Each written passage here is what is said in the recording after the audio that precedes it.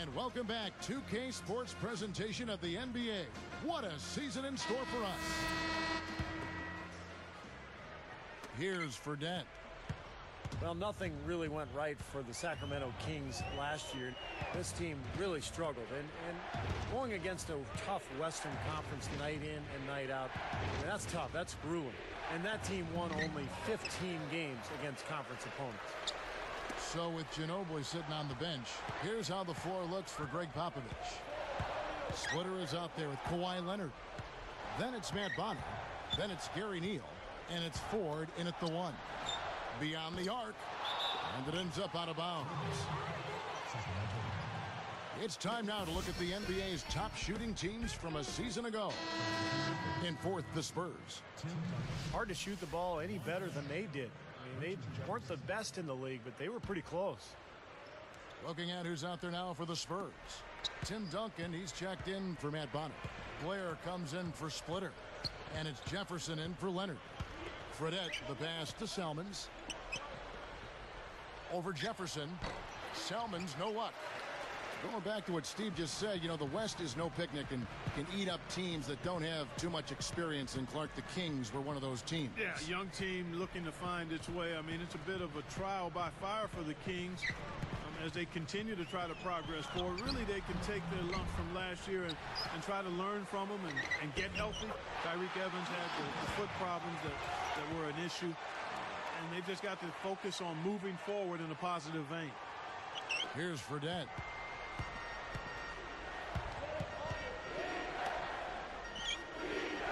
Screen by Cousins. Off the pick. And it's Evans getting it to go. And the Kings lead by 10. Nice teamwork there. The pick freeing up his teammate. Duncan right side. Passes it to Ford. Trying his luck deep. Tyreke Evans comes up with the rebound. And last year I thought was a tough season for Tyreke Evans. He was the reigning rookie of the year, but had a number of foot injuries, caused him to miss almost 30 games. And when he did play, he struggled with his shot, only 42% from the field. Hayes backing down. Down to 5 on the shot clock. Shot from the wing. No good from Cousins. And Steve, you know it's always tough when you're dealing with injuries, but I think also when you've been the rookie of the year and you come into that second year, teams are geared up to make you do things you're not comfortable doing. But I think more than anything, it was the injuries that set Tyreke Evans back a bit. He had a defender draped all over him. Not really the best shot there. Well, not the shot you hope for when it's well contested like that. Spurs trail by 10.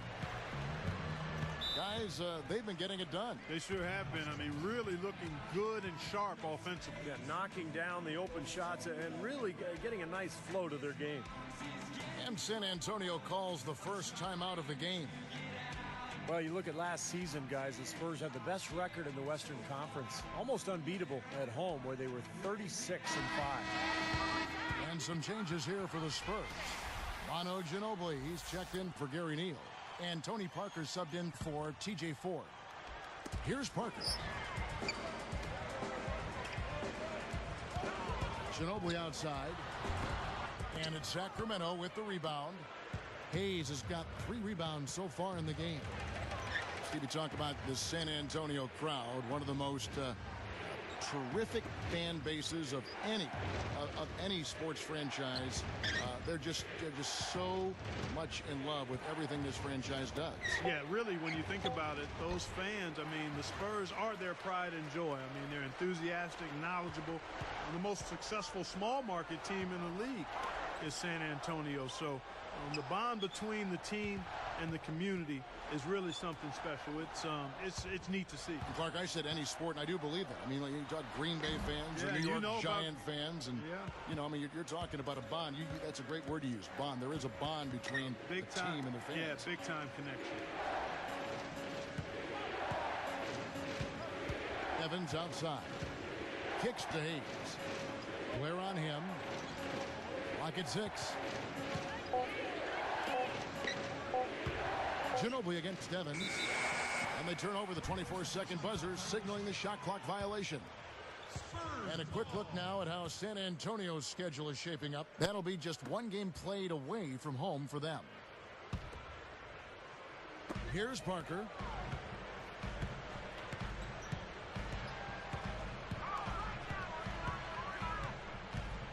He kicks it to Ginobili.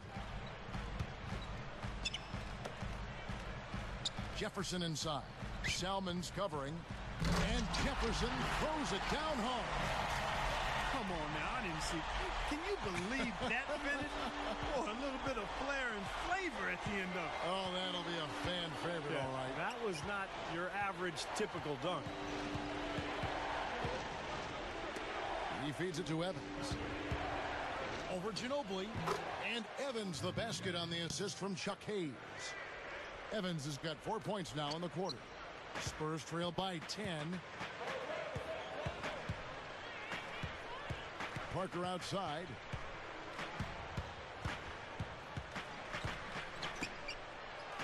It's Jefferson outside. Shot clock at 6. It's Ginobili outside. Ginobili can't get that one to fall. Not able to find it here in the second. He's off stride and off track just a bit after that one he had earlier. Salmons for the 3. And that is good.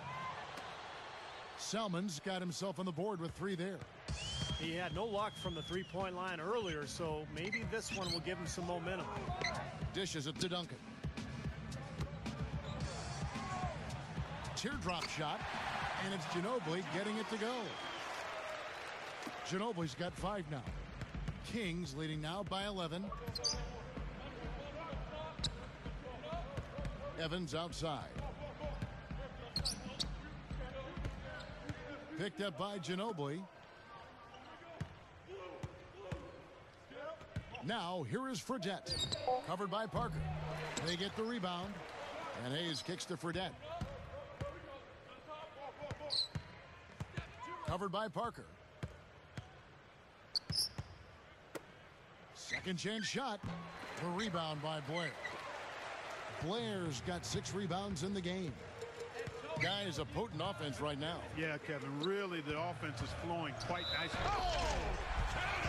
Boy, that dunk got everybody up off their seat. Oh, they're loving it, aren't they, Steve? Well, how could they not? I mean, he put the cherry on top of the sundae on that one. Yeah, right. And Richard Jefferson coming off of a year last season where he started out strong, but he really didn't keep up the pace, and his consistency slipped as the season went on. Looking at who's out there now for the Spurs. Splitter comes in for Tim Duncan, and it's Leonard in for DeJuan Blair. Now, here's Thomas. Fires top of the key. A rebound by the Spurs. Back to that production dip by Jefferson, around 15 points in November, down to 9 or 10 at the end of the year. Yeah, it's hard to put my finger on exactly what happened there, but clearly the numbers do indicate there was a big drop-off, and it carried over into the playoffs as well. The scoring really dropped in that series against the Grizzlies.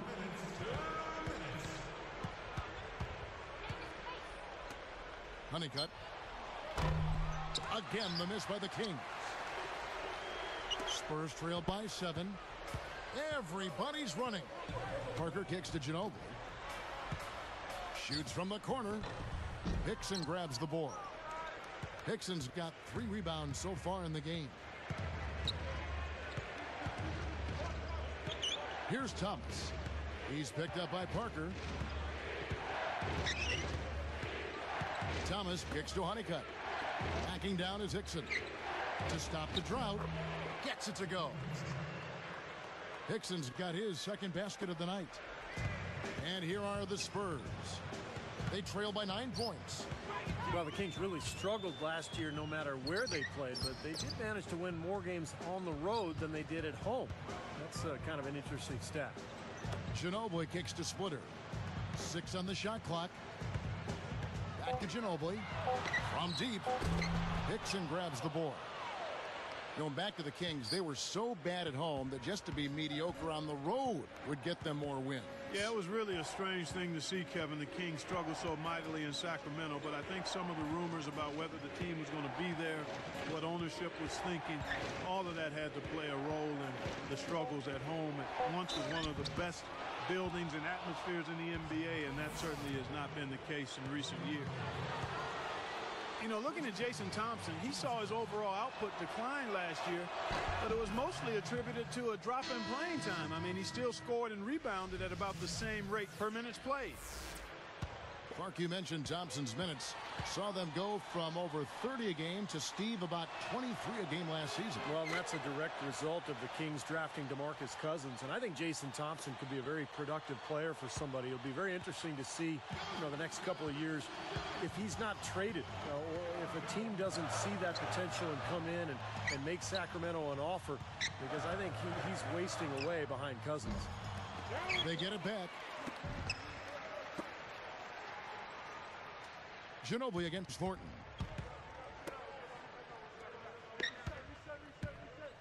There's the triple. Goes up again, and he drains it. That's exactly how you want to close out the quarter, with a basket. And guys, he got it off just in time. Nice play. And so that's the end of the first half. Check out the game for Evan. 6 points and the 1 steal. The Kings on top, up 9.